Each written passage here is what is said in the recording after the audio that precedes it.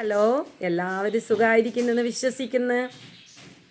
ദൈവത്തിൻ്റെ അതിപരിശുദ്ധ നാമം വാഴ്ത്തപ്പെടുമാറാകട്ടെ. ഇന്ന് വചനത്തിലൊരു വാക്ക് പറയാം. നമ്മുടെ ദൈവം വർധനവിൻ്റെ ദൈവമാണ്.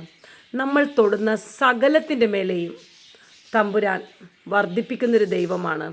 ഇവിടെ നമുക്ക് തന്നെ ഇസ്രായേൽ ജനങ്ങളെക്കുറിച്ച് വായിക്കുമ്പോൾ ഒരുപാട് കാര്യങ്ങൾ ഇസ്രായേൽ ജനങ്ങൾക്ക് വേണ്ടി ദൈവം ചെയ്തത് നമുക്കറിയാം.